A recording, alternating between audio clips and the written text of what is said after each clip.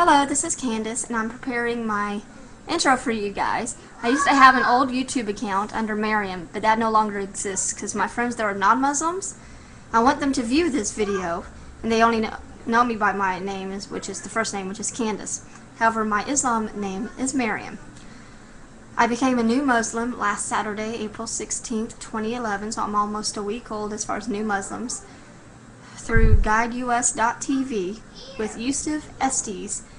He gave me my Shahada, which is my recitation, my introduction into accepting Islam. Now, my journey started with religion in general, with Christianity back in 1997 when I was turning 20. And basically, bottom line, I went through a lot of churches, and I was non-Trinitarian, so I had trouble fitting in. Being Southern Baptist and all, and Free Will Baptist and all the Baptists, I just researched all of them. So anyways, what brought me to this journey is about a month and a half ago, I was doing general research on people converting to other religions, and I came upon this YouTube clip from the Dean Show with Joshua Evans. And I watched that, and I was so intrigued how he was a youth minister, and a Christian youth minister, and he discovered Islam, and he reverted to Islam. So I went to the main website of the Dean Show, watched a lot of conversion stories, and I'm like, what is it about these Muslims that people want to leave Christianity and go to, Islam, or, So I did more research, and I was looking at everything from the Messianic Jewish, which I have a Jewish Bible, and I'll get into that later.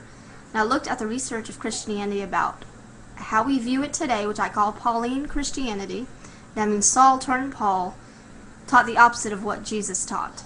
And I went back and I took Joshua's advice, and I got a red lettered Bible, and I read all of what Jesus said, leaving out what the disciples added, or supposedly what the disciples has written, because some people say they didn't even write that. And I went back and I read it, and I found out that Jesus is a mighty prophet, peace be unto him. And the fact that what some people put in is that I'm a non-Trinitarian, so he didn't claim to be God, and I'm not going to use my intro to waste time on that. I could use that in other clips. But the fact is, the more I learned about the Christian history, the more I began to go, what am I into? What is this that I'm really following? And I read the Qur'an. I went to the local mosque, and it was a week before. I'm looking at my calendar. It was probably the last week of March, to be exact. It took me 9 days to read the Qur'an. Because I remember, because I was in the hospital for health issues, which I'm better now, by the way. Praise Allah. And, but I was in the hospital, and I was reading the Qur'an in the hospital as well.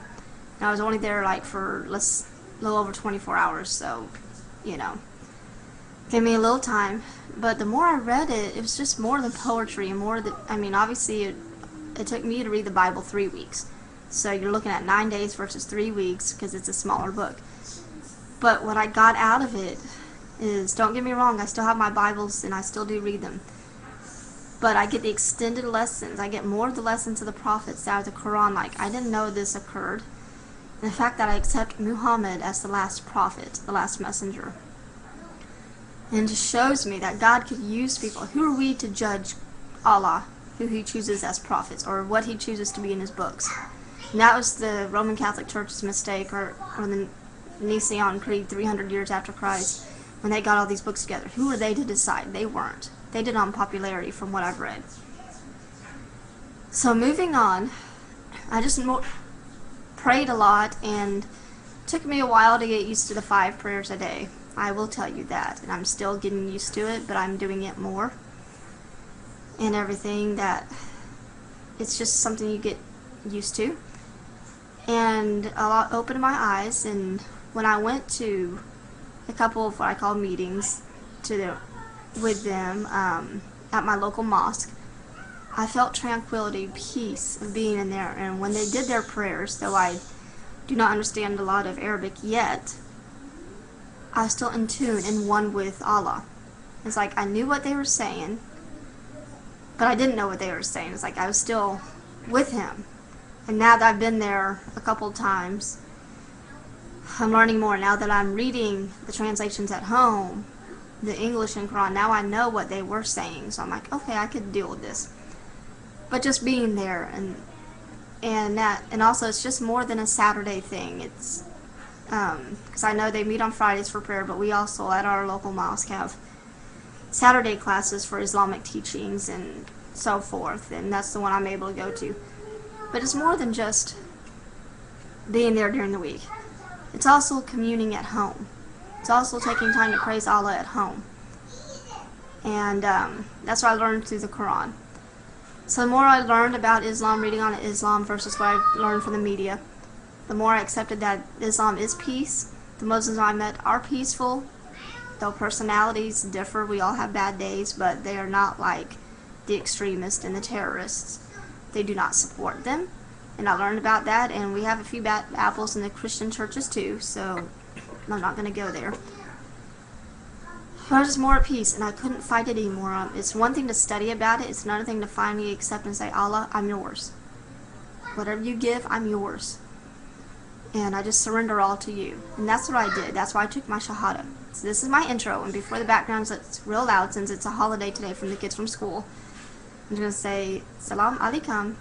And to the non-Muslims looking at this, I just want to say, do your research.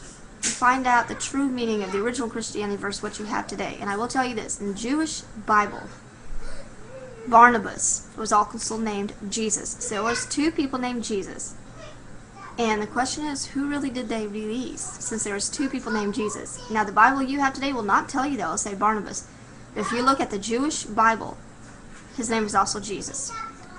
And now Muslims do not agree with the Christians on him being crucified, and now I see why.